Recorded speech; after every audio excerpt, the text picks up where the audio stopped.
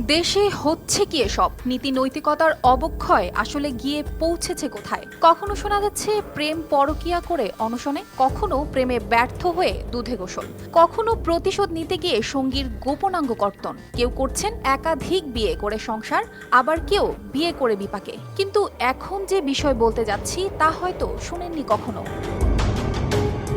বন্ধুদের প্রতি বরাবরই প্রত্যেকটি মানুষের মনেই থাকে সফট একটা কর্নার, যার কারণে খাবার থেকে শুরু করে টাকা পয়সা জামা কাপড় সবই শেয়ার করে একে অন্যের সাথে। কিন্তু কখনো কি শুনেছেন প্রতিজ্ঞা রক্ষার্থে এক বন্ধুর বিয়ে করা স্ত্রী ভোগের সামগ্রীতে রূপান্তরিত করেছেন অন্যান্য বন্ধুদের নিকট?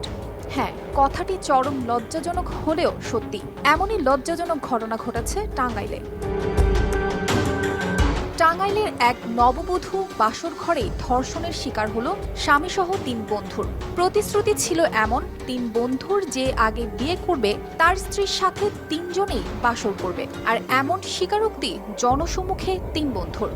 নিজের স্ত্রীর সাথে এমন অমানবিক কাজ করার জন্য তাকে খাওয়ানো হয় অচেতন হওয়ার ঔষধ।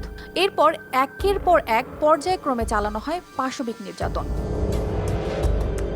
ধর্ষকরা এত কিছু করেও ক্ষান্ত হননি। নির্যাতন করার পর ওই নববধূর মাথার চুলও কেটে দেন এই উদ্দেশ্যে, যাতে ভবিষ্যতে তাদের এমন পাশবিক কর্মকাণ্ডে যেন সেই নারী বাধা না দেন এবং ৩ জনকেই স্বামী হিসেবে গ্রহণ করেন। এখন প্রশ্ন কি দাঁড়ায় না, বাবার পরে এক নারীর জন্য নিরাপত্তার ছায়া তার স্বামী, কিন্তু স্বামী যখন রক্ষকের না দায়িত্ব পালন